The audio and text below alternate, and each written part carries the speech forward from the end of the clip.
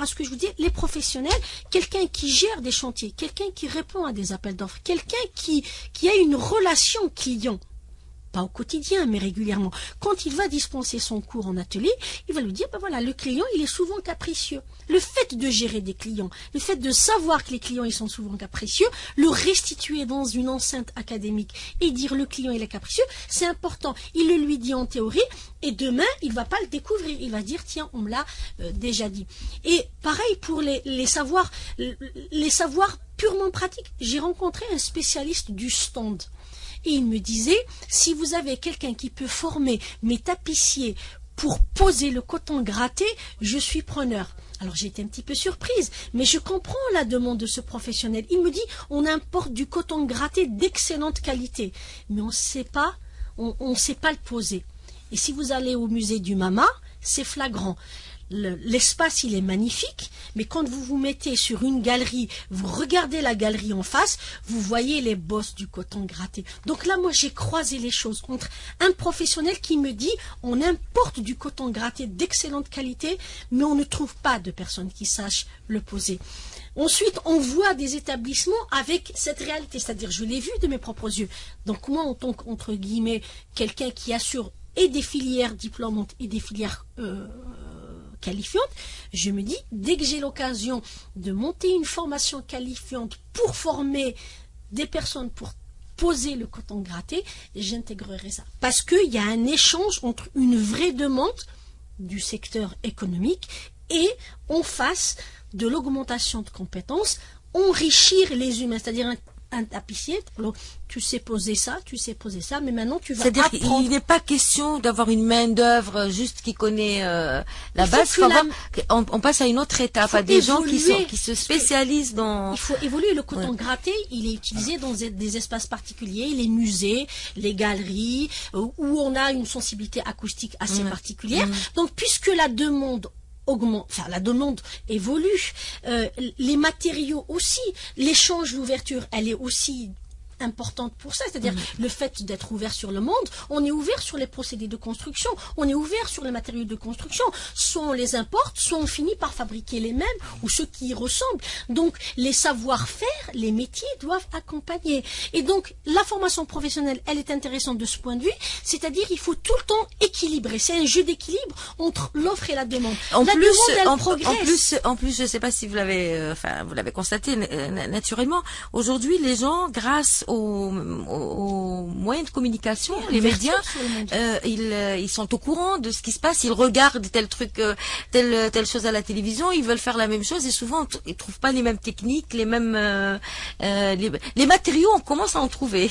Moi j'étais surprise pas plus tard qu'hier, j'ai fait un tour du côté de tout ce qui est un peu travaux de peinture, etc. C'était extraordinaire tout ce qu'on peut aujourd'hui trouver sur le marché. C'est très intéressant. C'est-à-dire aujourd'hui, on ne peut plus prétexter qu'on ne fait pas de la qualité parce qu'on ne trouve pas les bons matériaux. Sauf que les matériaux de bonne qualité à eux seuls ne suffisent pas. Hein, l'histoire du coton gratté, on peut l'extrapoler vers plusieurs domaines. Vous prenez le béton ciré, on vous dit que c'est un excellent revêtement de sol. Absolument. Il est un peu cher, mais les belles choses et le luxe coûte toujours, mais après ça devient un bel investissement, c'est-à-dire vous investissez au départ, on vous dit qu'il est facile à déployer, c'est vrai, mais après on vous dit non seulement il vieillit bien, mais en plus il est facile d'entretien et autres. Donc par exemple d'application du béton ciré,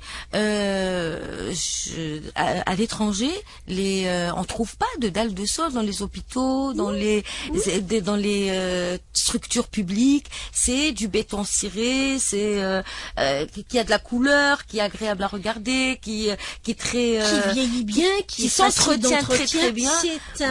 Oui, et c'est ça qui est important, c'est-à-dire comme vous dites, les matériaux, on peut être agréablement surpris, bien sûr, et ça sera de plus en plus le cas.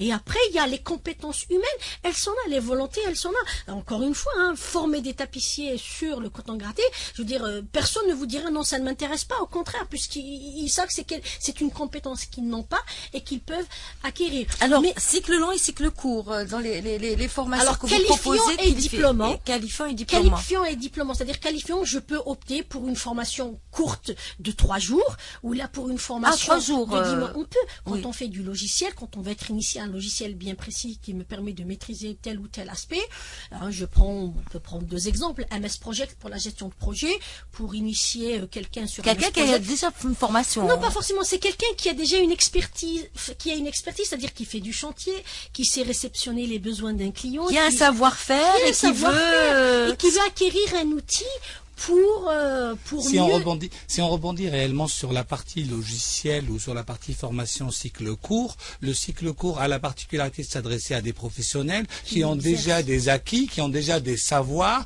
et ils veulent s'approprier des outils. Il ne s'agit pas de leur démontrer des outils ou éléments, mais il s'agit plutôt de les approprier, ces outils-là, de leur montrer comment travailler avec. Moi, ce que je voulais rebondir par rapport à votre discussion sur les matériaux, ce qui est très important, que le matériau sur lequel nous on travaille, c'est l'humain. C'est-à-dire que prendre l'humain, le valoriser, essayer, s'il a la volonté, bien sûr, tout se fait avec la volonté de ces jeunes-là ou de ces moins jeunes qui ont envie d'évoluer. Donc l'évolution de carrière est très importante. Il ne faut pas oublier que les organismes privés, parce que c'est le cas aujourd'hui, s'adossent sur l'agrément du ministère, donc délivrent un diplôme national. C'est-à-dire que les gens, au bout de 24 mois plus les 6 mois de stage, sont présentés à l'examen national du BTS. C'est-à-dire qu'ils ont le même niveau de technicien supérieur qu'ailleurs. Alors justement, il y a un petit souci chez nous, souvent, les écoles privées agréées, c'est un sous-diplôme parce qu'ils ont peur que les diplômes ne soient pas reconnus. Ils ont justement, on ne délivre pas le diplôme, nous, dans ce cas-là. On est adossé à un centre de formation public, conventionné. C'est lui qui délivre le diplôme. Le diplôme est un diplôme d'État. Dans le cas des BTS, mais moi, je vous parle d'idées reçues. On ne délivre pas le diplôme, c'est pas le diplôme de l'école. Même si le jeune est de l'école, on se recommande. Nous, et vous êtes en partenariat avec des grandes écoles à l'étranger, non? Alors là, c'est la deuxième idée qui est intéressante, c'est que de dire comment faire évoluer une carrière. Au jour d'aujourd'hui, dans le monde, quelqu'un qui a un technicien supérieur qui est l'équivalent d'un bac plus 2 va buter un peu au niveau de l'évolution de son carrière. Ce qui se fait actuellement dans le monde entier, c'est qu'on va vers ce qu'on appelle des licences professionnelles, des masters professionnels qui permettent, tout en restant professionnalisant, d'aller. Alors, au jour d'aujourd'hui, il faut essayer de chercher des partenariats, ce qu'on fait nous actuellement, pour pouvoir développer ce genre d'offres. C'est-à-dire, par exemple, permettre à une école internationale de venir délocaliser un diplôme chez vous pour que vos jeunes puissent aller à Bac plus 3, voire à plus, pour faire évoluer les carrières. Logistique, donc on propose. Alors, parmi les formations diplômantes, c'est ça? Non, les formations, les cycles qualifiants. Donc, il y a l'architecture d'intérieur, la gestion d'entreprise, la gestion de projet. Créatech, conception et nouvelles technologies, c'est ça? Oui, alors Créatech, c'est un parcours où on a regroupé un ensemble d'outils informatiques et de technologies de déploiement, justement pour les gens qui sont dans le domaine de l'architecture et du bâtiment. Administrateur? Non, administration réseau. Administration réseau de l'informatique. C'est vrai parce que dans et réseau et gestion et conduite, ça c'est les cycles qualifiants, vous avez dit, c'est souvent des cycles pas très longs. Ça va de 6 mois à 9 mois sur une année scolaire en général. Donc on va commencer en octobre, on finit en juillet. Et ça, par exemple, il faut quel niveau qui est Alors pour le qualifiant, il n'y a pas un niveau qui est requis. C'est-à-dire quelqu'un qui vient me dire, ben voilà, je suis collaborateur ou les techniciens ou là, je suis agent administratif entre guillemets dans un bureau d'études depuis 10 ans. Est-ce que je peux m'inscrire au niveau de votre cycle architecture d'intérieur qualifiant? Oui, puisqu'il a la volonté d'acquérir des connaissances et des compétences dans le monde de l'architecture d'intérieur. Mais il ne vise pas le diplôme national. Parce qu'il n'a pas les prérequis du diplôme, tout simplement. Il n'a pas les prérequis, donc il n'a pas le niveau terminal. Il n'est pas en mesure de consacrer 2 années d'enseignement théorique, plus 6 mois de stage, plus un examen national, plus une soutenance pour le stage. Parce que tout à l'heure, quand vous disiez les idées reçues, c'est que les gens, ils ont peur que dans les établissements privés, que ce soit un sous-diplôme, d'abord pour être agréé par la formation professionnelle, je peux vous assurer que c'est un parcours du combattant, mais il n'y a que ceux qui le vivent qui le savent. Ensuite, une fois qu'on est agréé en tant qu'établissement privé, on est conventionné avec un établissement public, mais BTS, ils vont passer l'examen pas dans les locaux de notre établissement à Del Ibrahim, mais plutôt à Cuba, où on a un établissement public qui qui est notre, on va dire, notre garant. Oui. Et ensuite, ils partiront en stage pendant 6 mois, ils vont faire un rapport et ils vont soutenir devant un jury qui va être mis en place par le ministère de la formation professionnelle et l'établissement. En fait, public. vous êtes des partenaires. C'est le terme, c'est le terme. Si c'est le vous terme. voulez, si je dois trouver un terme partenaire. simple, ils nous sous-traitent. En fait, Ils nous délèguent.